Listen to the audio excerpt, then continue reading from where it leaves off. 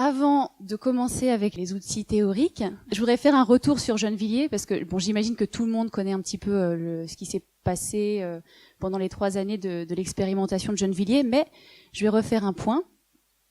D'abord, vous expliquer pourquoi cette expérimentation a démarré, pourquoi j'ai décidé de rentrer dans l'éducation nationale pour infiltrer le système, parce qu'il s'agissait vraiment de ça. Ça partait d'une contradiction, d'un constat et d'une contradiction, c'est que le constat, c'est que j'entendais parler d'un chiffre absolument incroyable qui était 40% d'enfants qui étaient en grande difficulté chaque année à la fin du CM2.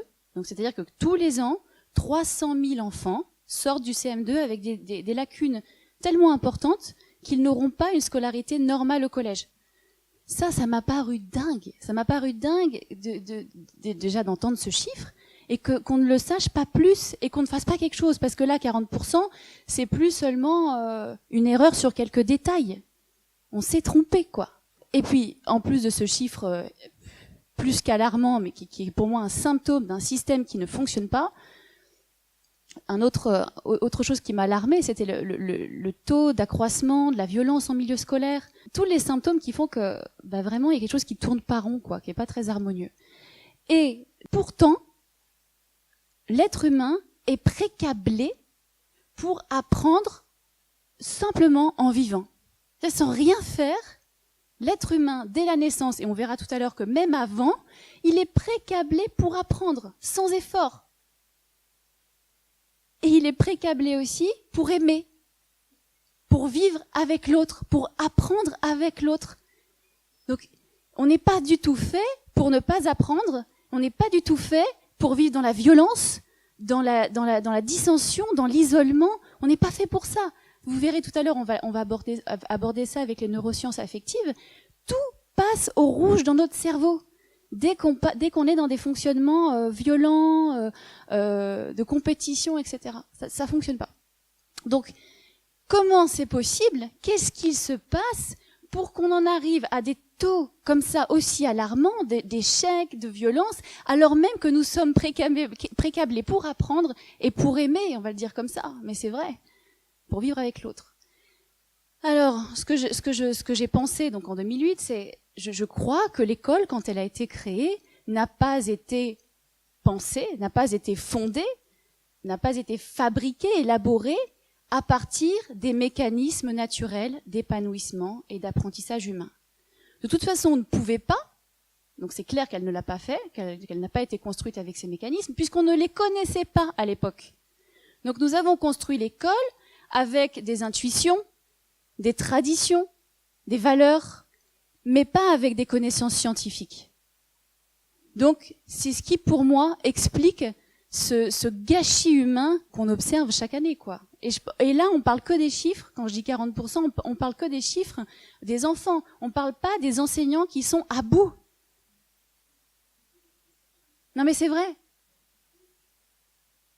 Et je pense que c'est, comme le système n'est pas adapté aux mécanismes humains, ni ceux des enfants, ni ceux de l'adulte, tout le monde s'épuise. Tout le monde se fatigue pour un résultat qui est pas si bon que ça. C'est-à-dire qu'il faut donner un énorme effort constant pour avoir un résultat qui est pas mal, mais le rapport entre l'effort donné et le résultat obtenu n'est pas bon. On peut pas continuer comme ça. Mon postulat, c'est que si on respecte ces mécanismes, si on construit des environnements éducatifs autour de l'être humain qui vient de naître dans les années les plus déterminantes de sa vie, alors je pense que nous allons voir émerger de nouvelles aptitudes, un nouveau type en fait de personnalité humaine qui serait peut-être la vraie nature de l'être humain, qui est constamment entravé depuis la naissance dans des environnements qui ne supportent pas, qui ne soutiennent pas ces leviers d'épanouissement. Alors ça a vraiment été un moteur très fort. Et j'ai rencontré le travail de Maria Montessori, qui avait le même postulat que moi, alors je suis très honorée. Et donc j'ai naturellement repris ses travaux de façon extrêmement rigoureuse, et j'y suis encore, hein. J'ai plongé mes yeux dans son premier livre en 2008. Je pense que je peux dire que depuis jusqu'à aujourd'hui, même hier soir, il ne s'est pas passé une seule journée sans que je lise ce qu'écrit Maria Montessori. Je veux vraiment que son travail, on puisse le poursuivre, mais pour le poursuivre, il faut le comprendre. Faut pas se tromper. Donc, j'ai repris ces travaux que j'ai ensuite traduits en langage scientifique actuel. C'était toute la démarche de Maria Montessori, qui était médecin, qui n'était pas enseignante, elle était médecin. Donc, traduire les postulats scientifiques qu'elle avançait de l'époque, qui n'étaient pas vérifiables à l'époque, les traduire aujourd'hui en langage neuroscientifique, pour qu'on puisse tous se comprendre et avancer sur l'héritage qu'elle nous a légué, qui, je pense, est essentiel, fondamental, extraordinaire, visionnaire. Donc, j'ai repris ces travaux, enrichis avec les neurosciences cognitives, affectives et sociales, et la linguistique française. J'y tiens, parce que son travail n'avait pas été actualisé sur les langues non phonétiques. L'italien, à l'époque, enfin, il est toujours, mais quand elle a fait ses recherches, elle les a faites sur l'italien, qui était une langue transparente. Donc, c'est-à-dire que pour chaque son correspondait un seul graphème, ce qui n'est pas le cas en français. Et son travail sur sa progression de langage avait été grosso modo traduit pour toutes les langues non phonétiques, mais sans se prendre en compte les spécificités de chacune. C'est quand même dommage. Ce qui fait que en français, on ne retrouvait pas les explosions de lecture et d'écriture que Maria Montessori avait observées en italien dès 1907. Une fois tout ça engrangé, j'ai décidé de passer le concours de l'éducation nationale pour obtenir une classe expérimentale et essayer d'allumer une lumière. Montrer, d'abord déjà quand même, me prouver à moi-même, je voulais avoir la preuve que déjà ce que Maria Montessori avait fait fonctionnait et que quand réellement on poussait dans le sens des mécanismes naturels, il se passait des choses extraordinaires. Je voulais le voir. Je vais juste vous passer une vidéo, c'est une petite fenêtre ouverte sur la classe, donc à Gennevilliers.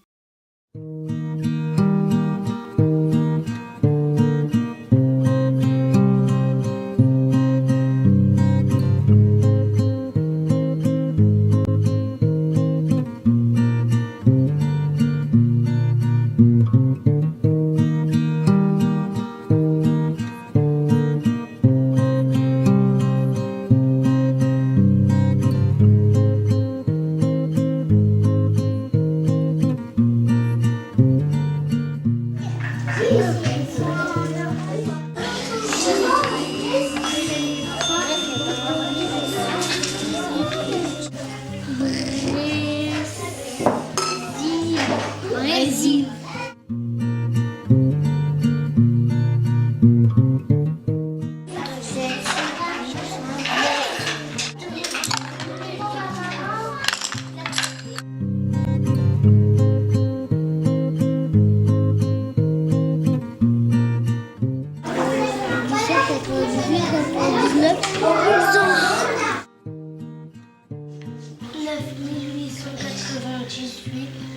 Divisé par 3 égale 3299 et il me reste 1.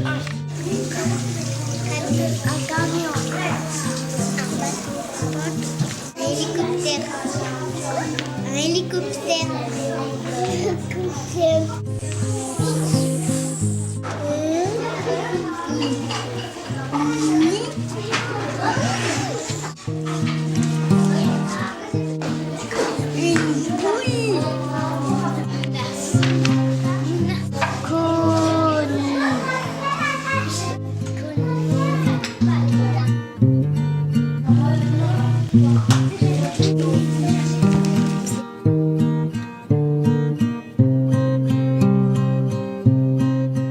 L'histoire que nous allons vous lire s'intitule Tous les bisous.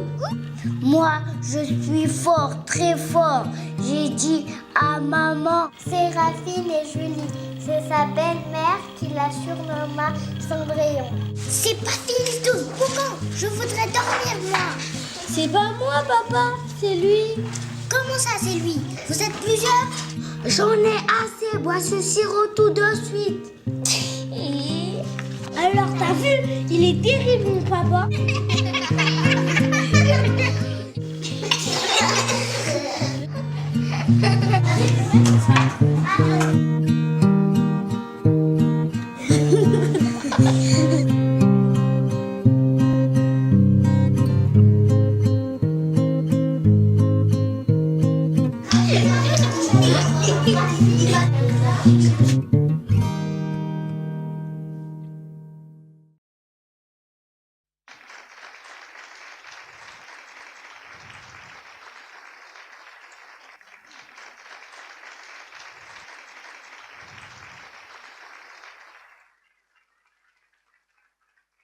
j'ai oublié quelque chose d'essentiel. Tout ça n'a été possible que parce que j'avais le soutien d'Anna, qui est juste là devant, qui se cache tout le temps. Mais donc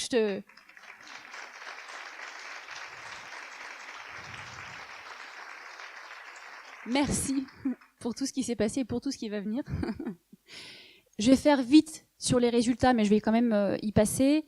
Dès la première année, on a eu des résultats extraordinaires. On a testé à l'entrée, à leur arrivée dans la classe, des dimensions cognitives fondamentales, telles que, maintenant vous devez un petit peu les connaître, l'attention, la mémoire de travail, qui est une compétence fondamentale pour la réussite scolaire et sociale, et l'épanouissement global, on verra ça tout à l'heure, et sur des dimensions comme le vocabulaire, la conscience numérique, la conscience phonémique, phonétique. Et ces enfants, donc qui avaient été testés au début d'année, étaient très en dessous de la norme sur toutes les dimensions testées, hormis quelques-uns, mais enfin c'était globalement pas bon, quoi. C'était assez triste. Et bien, figurez-vous qu'en 6 mois, 74% des enfants ont rattrapé leur écart négatif à la norme. Et dans ces 74%-là, il y a environ 30% d'enfants, et je parle de ça en 6 mois, alors imaginez sur 3 ans. En 6 mois, 30% de ceux qui avaient récupéré leur retard l'ont non seulement rattrapé, mais ils ont dépassé la norme. C'est-à-dire qu'il y avait une petite fille, je prends souvent cet exemple-là parce qu'il est très marquant, mais ils ont été plusieurs dans ce cas-là. Elle avait en mémoire de travail 28 mois de retard par rapport à son âge. C'est-à-dire que les enfants de son âge en moyenne avaient 28 mois d'avance sur elle. On sait, c'est ce que dit la recherche scientifique, la littérature, qu'a priori, c'est pas un retard qu'on rattrape. Et malheureusement, c'est prédictif de la réussite. Eh bien, cette petite fille, elle a récupéré en 6 mois ses 28 mois, et en plus, elle a pris 8 mois d'avance. C'est-à-dire qu'en 6 mois, elle a fait 3 ans de progression en mémoire de travail. C'est impressionnant. Ce qui explique, on verra tout à l'heure, les deuxièmes résultats qui sont arrivés la deuxième année, sur des dimensions plus scolaires. Tous les enfants avançaient plus vite que la norme sur toutes les dimensions testées, principalement en conscience phonémique, lecture, c'est ce qu'on avait beaucoup testé, mathématiques, c'était complètement explosif, quoi. On a dû leur faire passer des tests d'enfants plus âgés parce qu'ils plafonnaient aux tests de leur âge. Et on a même fait passer des IRM aux enfants parce que Stanislas Dehaene, donc qui est professeur de psychologie cognitive expérimentale au Collège de France et qui est spécialiste international des circuits de la lecture dans le cerveau, quand il a visité la classe, il m'a dit mais c'est pas possible, on n'a jamais vu autant d'enfants aussi jeunes lire aussi bien. Qu'est-ce qui se passe? Donc avec l'accord des parents, on a pu faire passer des IRM aux enfants pour voir ce qui se passait dans leur cerveau. Et les résultats sont encore en cours d'analyse, mais ce qu'ils indiquent déjà, c'est que a priori tout s'est câblé, tous les circuits de la lecture se sont câblés normalement, mais avec 1 an et demi d'avance. Ça veut pas dire, je mets tout de suite la nuance, ça veut pas dire qu'il faut absolument apprendre aux enfants à lire avant le CP, absolument pas. Ça veut dire que s'ils le veulent, ils le peuvent. J'avais ma réponse. Ben oui, quand on marche dans le sens des lois de la vie, ça va mieux. C'est étonnant, hein? Et quand on arrête de lutter contre, ben on se fatigue beaucoup moins et tout va mieux, quoi. Mais vous le savez, l'expérimentation a été arrêtée. Quand j'ai eu l'autorisation de démarrer l'expérimentation en 2011, c'était avec un gouvernement qui a changé l'année suivante, en 2012. Et en 2012, je n'avais plus de soutien ministériel. Malgré mes relances continuelles et toute l'énergie que je déployais, je n'avais aucun soutien, ce qui fait que les tests ont été interdits. J'ai dû désobéir. J'ai dû faire passer les tests en cachette avec l'accord des parents et d'un psychologue qui a bien voulu se prendre un risque. Et ça s'est su évidemment. Et donc en fait, dès la deuxième année, pour que la classe aille jusqu'au bout, que l'expérimentation aille jusqu'au bout, qu'on voit ce qui pouvait se passer jusqu'au bout, j'ai dû désobéir quasiment tous les jours. Mais il fallait vraiment qu'on tienne jusqu'au bout, parce que vu ce qui s'était passé la première année, c'était une responsabilité. On n'avait pas le droit de lâcher. Et il fallait bien s'y attendre. La troisième année, ils ont réussi à mettre un coup de pied aux fesses. Et puis je me suis laissé faire cette fois-ci parce que j'avais mes 3 années, j'avais ma matière et j'avais même, parce que sachant que le vent était en train de tourner et que j'allais me faire dégager, j'ai pris une caméra qu'on m'a prêtée et j'ai commencé à filmer la dernière année tous les jours les enfants parce que je ne voulais pas que ces 3 années ne restent qu'un discours. Je voulais que tout le monde puisse voir ce que nous avions vu dans la classe. Pour que vous puissiez voir que c'est possible. Que c'est peut-être pas ça qu'il faut faire, mais qu'en tout cas, autre chose est possible, et que c'est très prometteur. On partage avec vous, d'abord, les grands rails théoriques fondamentaux pour l'épanouissement et l'apprentissage humain. Ça nous semble fondamental que vous puissiez, que les enseignants puissent connaître ces mécanismes-là pour faire ensuite les bons choix, et que là, le terme de liberté pédagogique ait tout son sens, c'est-à-dire qu'on fait des choix avec conscience et connaissance. Donc c'est ça qu'on veut faire aujourd'hui, c'est vous donner les outils théoriques les plus importants pour que vous puissiez reprendre votre propre pouvoir pédagogique et d'impact positif sur les enfants en prenant les décisions qui vous semblent les plus justes. Et en parallèle, ce qu'on a déjà commencé à faire, c'est vous donner toute la matière didactique que Maria Montessori a passé sa vie à mettre en œuvre, parce que nous pensons que ce travail est un héritage qui nous appartient à tous et qu'il doit être mis maintenant sur la place publique. Il n'appartient à personne, il faut que les gens puissent y accéder, se faire leur propre idée, se l'approprier, mais il faut que ça appartienne à tout le monde. Donc voilà ce que nous faisons aujourd'hui. Et je termine juste là-dessus, ça c'est que l'étape intermédiaire.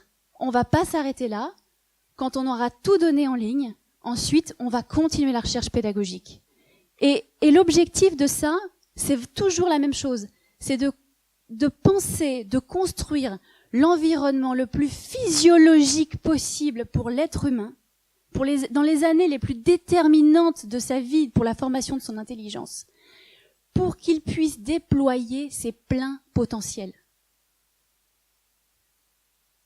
Et il ne s'agit pas du tout, et je termine là-dessus, c'est vraiment important, j'espère que tout le monde entend bien ça, on le redira, il ne s'agit pas du tout de vouloir enseigner une méthode. Nous voulons transcender l'idée de méthode. Ce que nous voulons, c'est dégager des invariants pédagogiques qui vont tracer les contours d'un cadre dans lequel chacun trouvera les rails pédagogiques, les applications pratiques les plus cohérentes en fonction de ses moyens, ses possibilités et de ses contraintes.